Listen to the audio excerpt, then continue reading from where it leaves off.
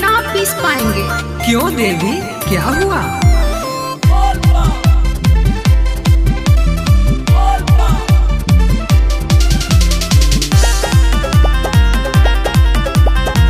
Recording by SM Studio, Sakurabat. अब न मलूंगी सुनो भांग मेरे भोले, पकड़ो से लोटना बनाओ अब गोले। अब न मलूंगी सुनो भांग मेरे भोले, पकड़ो से लोटना बनाओ अब गोले। पीते हो गांजा चिलम तुम धतूरा, हाथों में दर्द हो जाता है पूरा।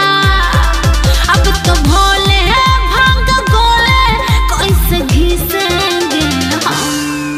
भोले अब मान भी जाओ ना।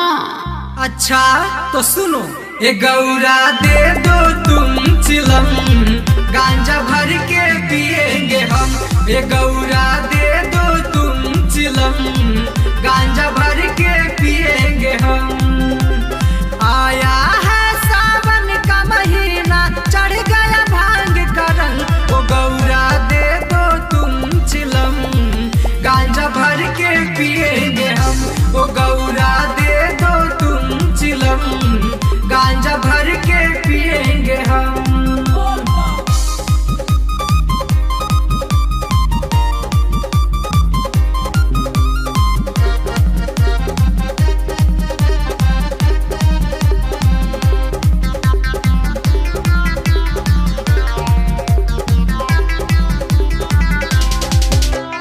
डमरू बजा के भांग पी गए तुम सारा, नंदी को भेज के मंगाओ ना दोबारा। डमरू बजा के भांग पी गए तुम सारा, नंदी को भेज के मंगाओ ना दोबारा। अच्छा ऐसा क्या? ओ मेरी देवी थोड़ा सा पिला दो मुझको भांग। देखो सावन का छाया है कुमार भोले को। मान लो बतिया पीस दो भंगिया, ना मत बोलो मेरी गौरा, होता नहीं है बर्दाश्त भोले को। ओ मेरे भोले हैं शंभु स्वामी, ना घोटेंगे हम। ये गौरा दे दो तुम चिलम, गांजा भर के पिएंगे हम। ये गौरा दे दो तुम चिलम, गांजा भर के पिएंगे हम।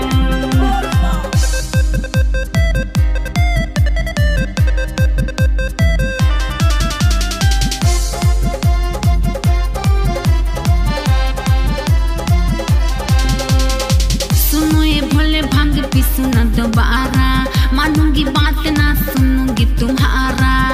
समझे भोले? सुनो ये भोले भांग पीसू ना दोबारा, मानूंगी बात ना ही सुनूंगी तुम्हारा। ओरे गौरा भांग धतूरा, आशीष भी चढ़ाए मुझको। कैसे करूं मैं इनकार ओ देवी, मेवाला के दे दो गौरा, मांगे तुझसे तेरा भोला। करना नहीं तू इनकार ओ देवी। ओ मेरे भोले हैं मेवा लेने, कहाँ जाएंगे हम? ऐसा क्या, नहीं जाओगी? नहीं। तो सुनो, ये गौरा दे दो तुम चिलम, गांजा भर के पिएंगे हम। ये गौरा दे दो तुम चिलम, गांजा भर के पिएंगे हम। अब न मलूंगी सुनो भांग मेरे भोले, पकड़ो से लोटना बनाओ अब गोले। पीते हो गांजा चिलम तुम धतूरा, हाथों में दर्द हो जाता है पूरा।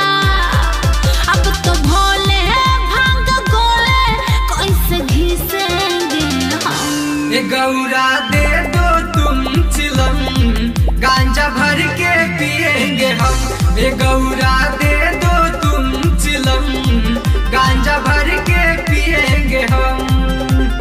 आया है सावन का महीना, चढ़ गया भांग का रंग। वो गौरा दे दो तुम चिलम, गांजा भर के पिएंगे हम। वो गौरा दे